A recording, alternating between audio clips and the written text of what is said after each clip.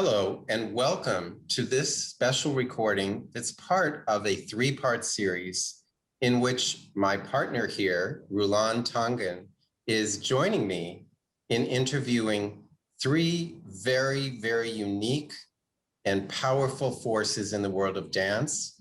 They're from indigenous communities, and they have all experienced classical American modern dance and then gone ahead and forged their own voice, found their own voice in dance, using their sense of their roots, using whatever experience they've had working with classical modern dance figures like Alwyn Nicolai, as we heard from Raul Trujillo. And now we're going to hear from Daystar about her experience with Jose Limon and other influences and what she has made out of this over the last 60 years. So Rulan, could you take it away and introduce us to this wonderful person and let us know where you're located? I'm here in New York City and we're traveling on this Zoom conversation. Rulan, take it away. Wonderful to connect with you in New York City, where I have my professional dance roots, but I'm all the way out in the deserts of what is now called New Mexico. But this area is Ogapoge, which is stolen Tewa lands. And it's actually the first place where I met Daystar after seeing an extraordinary photo of her in Dance Magazine, because back in those days, you couldn't just Google, you might come across an old dance magazine. And there was a picture of this stunning, stunning spirit, beauty, elegance. And I thought, oh, if I ever could meet her one day. It turns out she is who I acknowledge as, a matriarch, one of the matriarchs who brought us this native modern dance. Daystar is the founding artistic director of Daystar Contemporary Dance Drama of Indian America. And she founded that in 1980, but had already been decades into her revolutionary work. I had the great honor of meeting Daystar when she was living in this area, but she's back across the other side of the country now, and she's such a great storyteller. So with much joy, I can't wait for Daystar to tell us more about herself and where she's located, which I think you're in Rochester, New York at the moment. Right, exactly. Yes, thank you, Rulan. It's actually a great pleasure to be here. And I thank Jonathan of Battery Dance for setting this up and conceiving this, to do this series. My pleasure. Yeah, Rulan and I go back a long way, at least, well, really to one of the signature pieces of Daystar Dance Company. Formal name, Daystar Contemporary Dance Drama of Indian America, which I founded in 1980 in Wisconsin. I'm from Montana. I was born on the Blackfeet Reservation.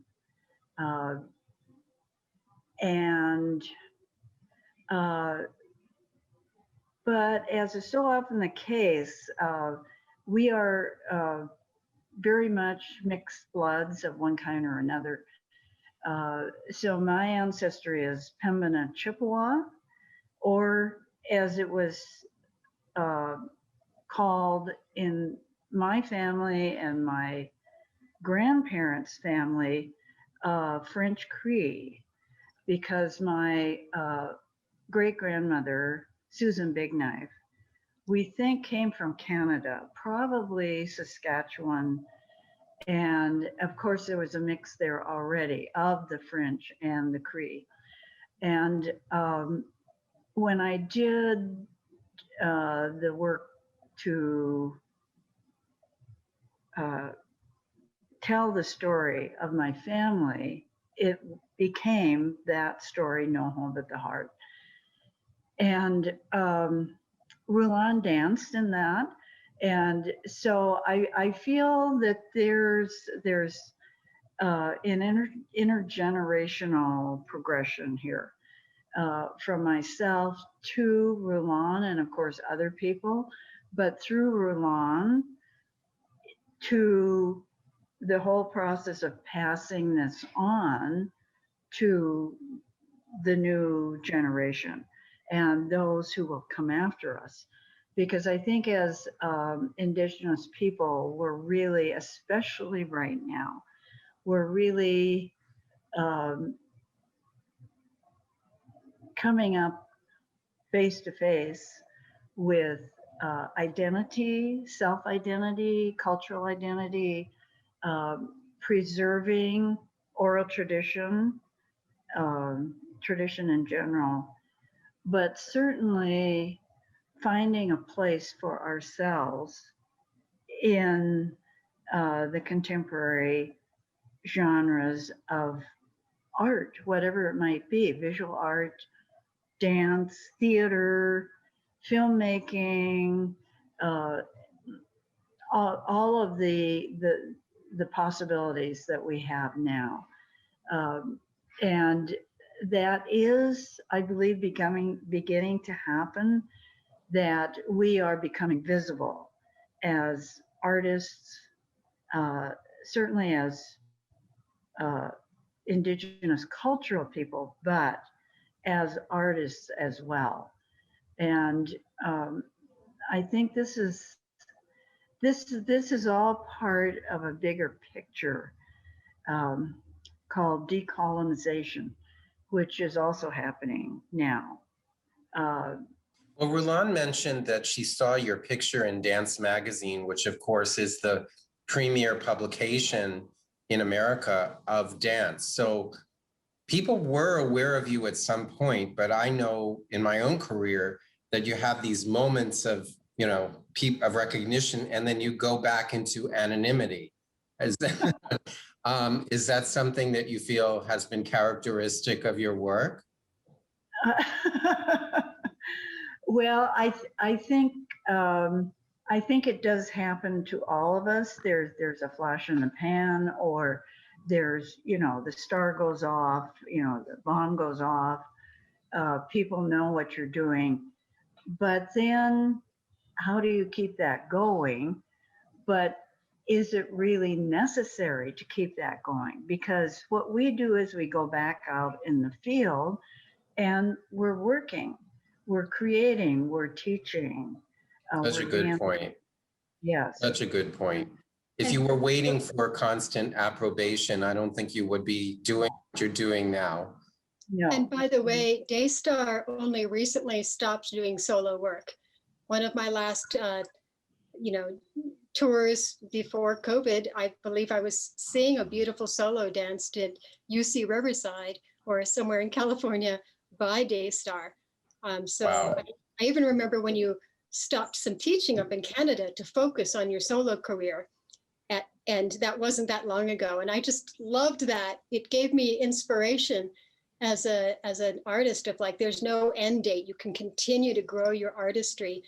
And what Daystar is saying about just doing the work, her influence, it's so strong. Like, No Home But the Heart is her personal story of the women.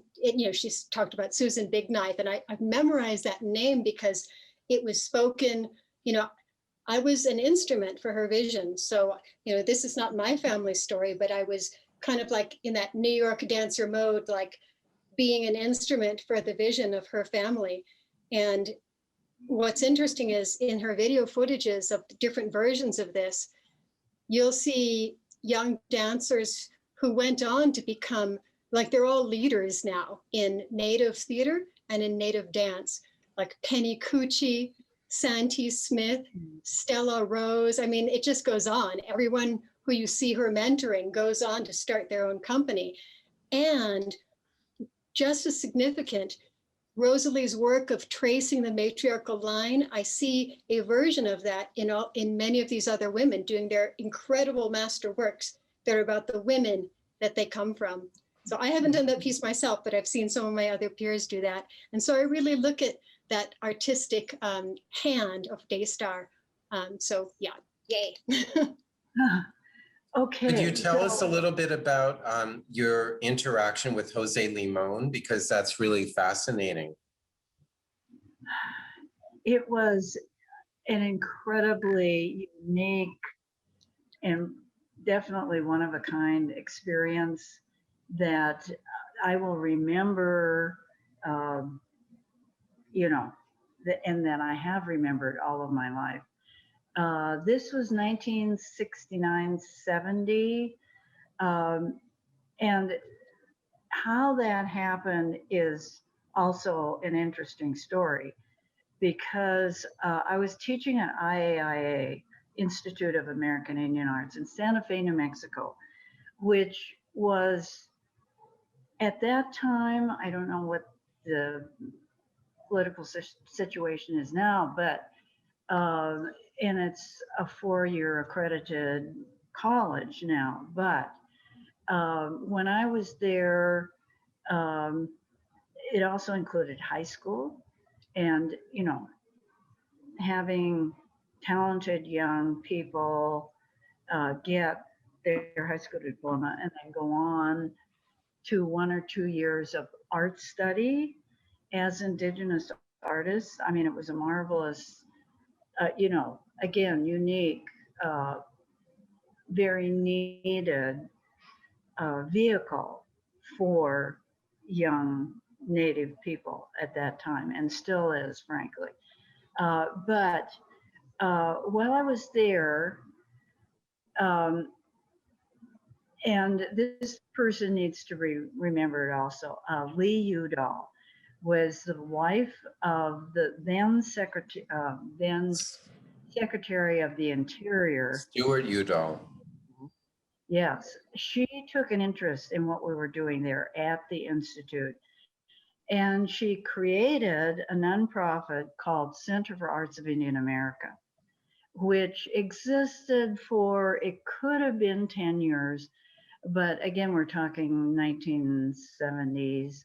Um, and she sent two promising young people uh, who were at the Institute at the time um, to go, for the most part, back east to train in theater and dance, or mainly performing arts.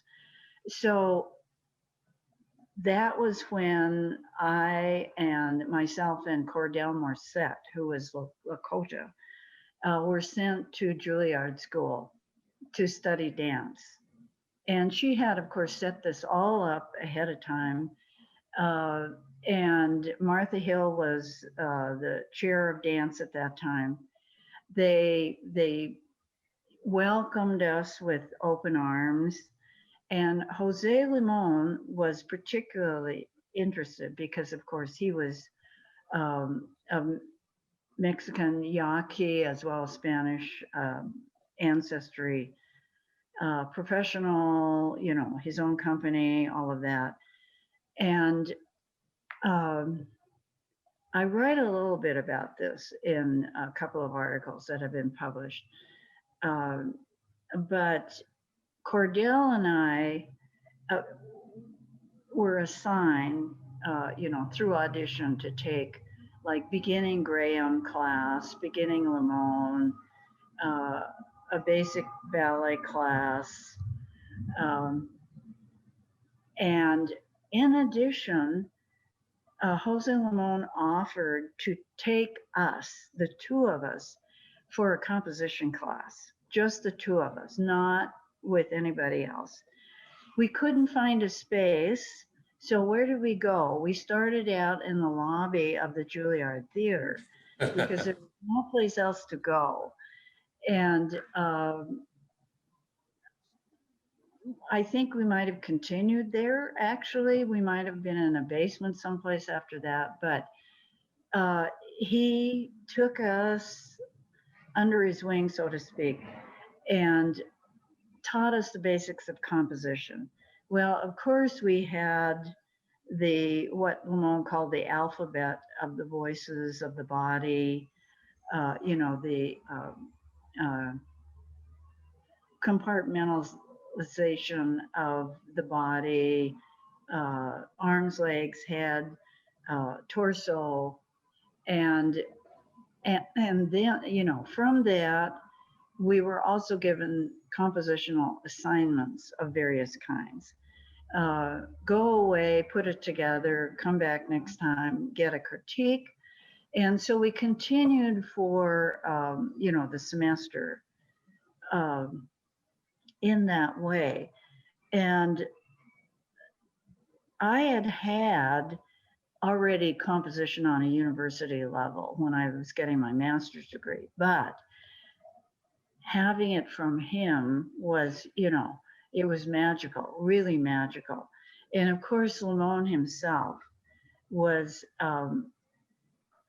you know, a very unique personality, 6 feet tall, penetrating eyes, but a very kind person. He was a kind teacher. He was a kind choreographer. We wouldn't And use that word to describe a lot of the dance teachers, I'm sorry to say. yes, and so in It's interesting to hear, Daystar, because I know, yeah. I'm sorry, or Oh, no, I love hearing that underscore of kindness because I know a lot of your Anishinaabe community have mentioned kindness as being the central value. yeah, So it's so beautiful to hear you speak about that. As Jonathan says, we don't always often hear that about high-level professional choreographers and directors. right. And also the other part of when we were there, I mean, it was totally financially covered by the Center for Arts of Indian America, lodging in International House, which at that time was right across the street from Juilliard before they Because moved. Juilliard was uptown by the Riverside Church, Right. the School of Music is now. And And- yeah, and I-House or International House is very close to. Right. Fantastic. What a wonderful experience. And I just want to mention that the other part of this is that Cordell and I were invited to attend Lamont rehearsals of the company while we were there. Whenever we were free, which was, you know, probably usually evenings, weekends, but we could just sort of sneak into the studio and sit down and watch him work with the company. Was Betty Jones a member of the company at that time? I'm sorry? Was Betty Jones a member of Yeah, the company yeah, at that time? yes. So was he do you remember the work he was rehearsing? Was it Moore's Pavan or any, you know, one that? Actually, I do not remember what he was rehearsing, but Danny Lewis was in the company, Carla Maxwell, and since then, Carla and I have sort of connected again because the Lamont Company had a series of years being invited out to SUNY Brockport, State University of New York, Brockport, where after I left the Institute, I was able to be there in Brockport as an artist in residence for 2 years. But then later on, Carla and the company came into SUNY Brockport for summer intensives, summer workshops. And that actually was how I met Daniel Fatekwa, who was at that time in the company. And Daniel now is the person who is dancing my choreography, Wolf, a Transformation, which I have to say this is circles within circles because Daniel has been teaching in New York City public schools for us for Battery Dance. And he also recorded 10 dance technique classes in Spanish for Bolivian satellite television for a program that Battery Dance is doing. So Daniel, and when we did Latin Voices in Dance in the fall as an extension of our Battery Dance Festival, plus Daniel's solo on a hilltop in this beautiful location was part of that program. So this is A circle within circles. Okay, Yes. I want to call my full circle moment when Dancing Earth was invited to Battery Dance to perform in 2013. We were on the same program after Jose Limon's company. So I got to meet Carla Maxwell, and we also met Danielle. And then just during this COVID time, we invited Daystar to share about her work in an online lecture. And she brought in Danielle and spoke about the formal passing of the wolf solo into his hands. So it was a very formal, like I feel like almost like, traditional culture. It was a real formal passing along, like it's yours now to keep alive. And I just get chills thinking of it right now. Thank you for sharing that beautiful passing Yeah. of a dance. Oh, Yeah. that's wonderful, wonderful. Yes, and I have given the dance to Daniel Fatekwa because, of course, I'm not performing it anymore. And lots of young Native dancers have performed that dance. It's only 12 minutes, 12 to 15 minutes, but very, very succinct, encapsulated.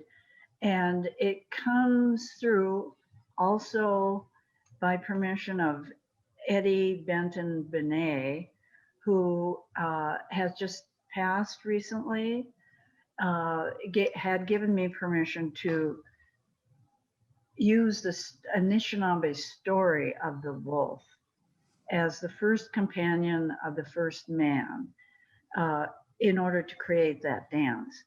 So another form of passing on, and it does my heart good. And Eddie, could you tell us a little bit about Eddie? Because I'm sorry, I'm ignorant. I don't know who that is. Right. Eddie Benton Benet was a lifetime high-ranking member of the Medewan Medicine Lodge Society. And there are only high-ranking members, one or two in the northern United States. The other one is Edna Manitowabi, now living in Ontario, Canada, where she is from, actually from Manitoulin Island. But these elders are extremely important. Eddie, besides being a religious leader, he was also the founder of Red Schoolhouse in Minneapolis, actually St. Paul, Minnesota. The first alternative school for young Native people in the Minneapolis area.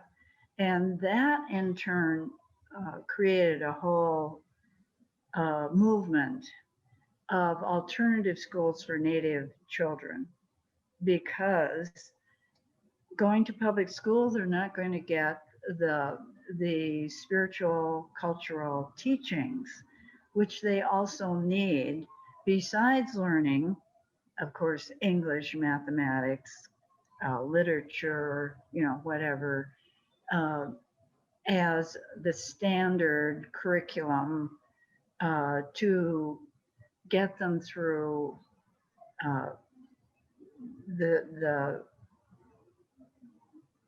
the American public school system and going on to higher education, if that's what they want to do.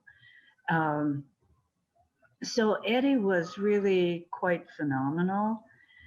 He was a singer, he was a writer, and I'll just throw out to anybody who wants to look for it. He wrote a book called the Mishimos book, which is actually the grandfather book of the Anishinaabe people. It contains many stories, cultural teachings that he has put down in writing from his family. So again, a good amount, or I'll say an important amount of cultural knowledge has been written down and published, not only for Native people, but for everyone in general, because I think the elders really want all of us in North America to be cognizant, aware of the value of traditional teachings, cultural life, these poignant, very selected uh, cultural teachings can be found if you look for them. Um, and he wrote that book from teachings he received from his father and grandfather.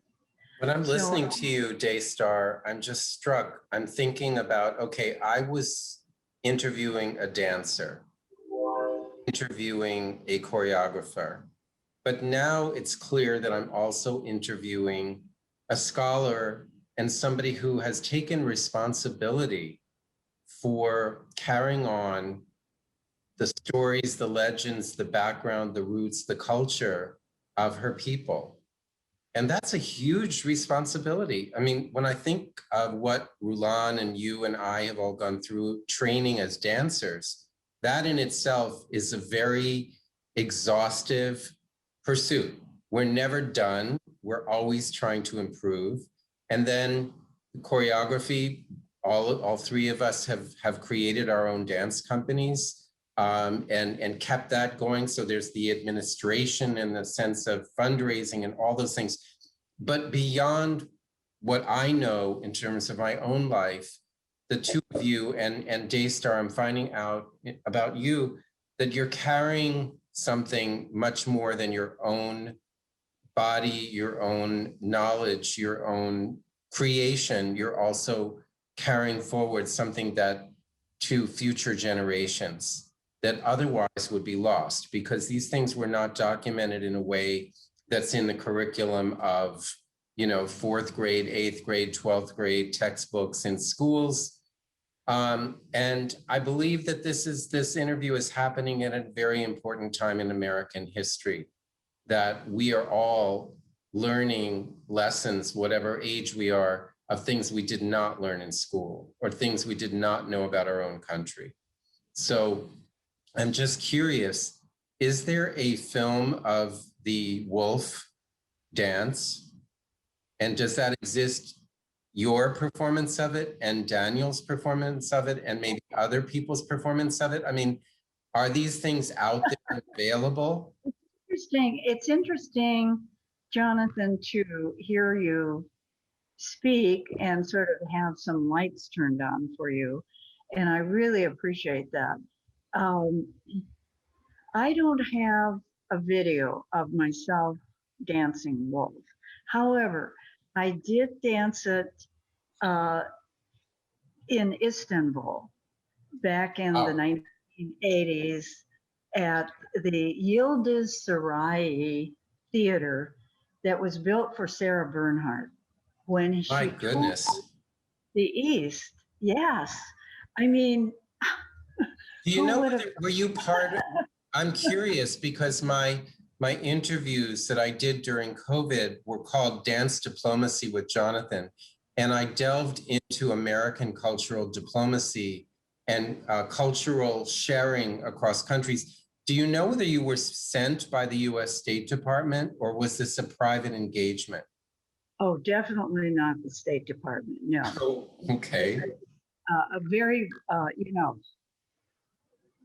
well, I guess you could call it private, but my theatrical and life partner at the time, Ned Bobkoff, was involved in theater uh, on an international level, and he actually secured this booking. In those Through, days, it was no mean feat to go to Turkey and yeah, perform in Istanbul. Was that yeah, go to yeah. other places, or was that it was really exclusively for those performances? I do want to say also that, uh, and maybe this is a good place to jump into it. Wolf of Transformation is going to be performed at virtually Daniel Fatekwa's performance at a festival called Vanguardia, which is happening in Toronto, Canada. July 21st is the date of that particular online performance. And also online is going to be myself dancing the Four Directions. And we were asked to join that festival, and I'm so happy because the festival this year the theme is ritualistic practices within contemporary dance. So people can find that by going to Facebook, Vanguardia Dance Projects, and it's free. Part of the festival is live for those dancers in Toronto who can do it in Toronto. Daniel and I are doing it virtually. Okay. So do these performances already exist on film, or you will be doing? Yes. Yeah. Okay. Yes. Yes. And you were speaking.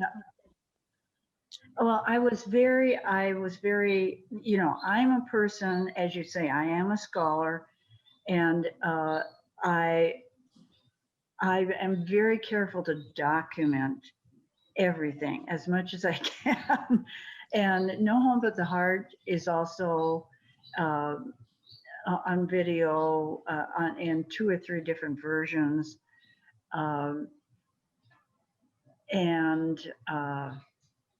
Does that exist at the Lincoln Center Performing Arts Library if people want to go and watch it? Good. It should be there. It should be there. I have an archive at UC Riverside right now, which is through the generosity of Jacqueline Shea Murphy, who is connected with the dance department at UC Riverside. And Rulan, of course, knows her very well also. This was 2004, I believe, that Jacqueline had organized an Indigenous Choreographers Conference, which started at that time, 2004, and it's still ongoing, and there are meetings happening continuously, I mean, on an annual basis. But that 2004 was, I believe, the first sort of international meeting, and when she created this UC Irvine, UC Riverside. Riverside. Okay. Yeah. Okay. I think we're getting thought, to the end of our interview, but I know that our audience is going to be hungry for watching you dance, watching Daniel, watching these different, films that may be available, because this is rare material. And, I'm so impressed and so inspired and so grateful to Rulan for introducing me to you, because you are such an inspiring person. And as somebody in the dance field who's been in the dance field for a while, I feel like I've missed something because I didn't know you now, but there's no time like the present for catching up. And any last words you'd like to leave us with, Daystar? How about future, your future? Oh, my future. Well, I am very aware of my age, and that certain things need to be I'm taking care right now of documenting actually my life. I'm in the process of writing a memoir, which is not an easy task. But I feel it needs to be done, because there's a story there of the inception, perhaps, of Indigenous contemporary dance, and how these many developments have continued through the years, into the new millennium. And I'm so grateful for people like Rulan and Santi Smith and other dancers and companies now who have a much broader, more open, more possibilities at their disposal to bring even more recognition of Indigenous contemporary dance to more people across not only North America, but globally. Thank you for that. I definitely feel like there could be chapters 2, 3, and 4 of these interviews. It's clear that you have so much to offer. So thank you for spending the time with us. Thank you, Rulan, for introducing me to Daystar. Maybe I could throw in a few words. You can feel free to cut them if you need to. But this conversation was sort of sparked when you talked about the founders of American modern dance being inspired by Native American art And forms. here we have it. Here we have the sources are here. And in my travels, I've acknowledged the work of Daystar.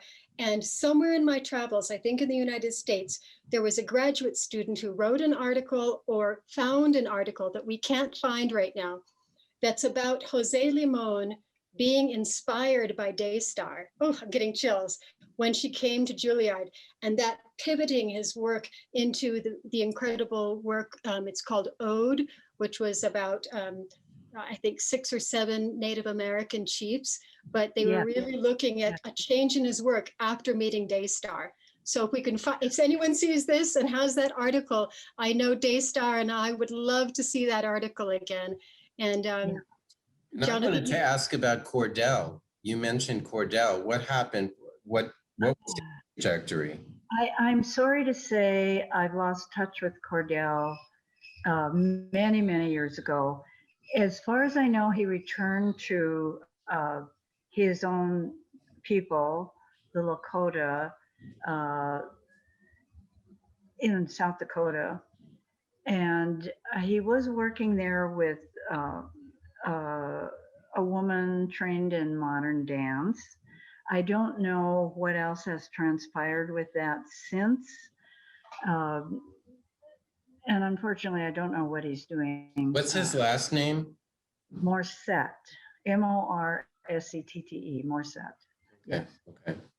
You also rightly acknowledged that Daystar is a culture carrier and a scholar. And I know we've both been blessed by communities that are not our own by bloodline, but we've been given stories and teachings. And that doesn't happen very often. And it's actually Daystar taking the chance to bring her vision forward, which people didn't initially understand, but they knew it was a vision. And after years, it came to be understood as like, oh, this is good. This is something beneficial for the people.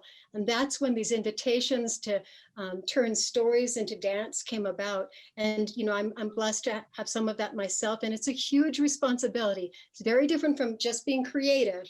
And I know Daystar to have both the creativity in her soul and also the gentle responsibility of carrying culture forward. So I just want to acknowledge that. It's beautiful. So much gratitude. It's really beautiful. Thank you. Thank you, Rulan.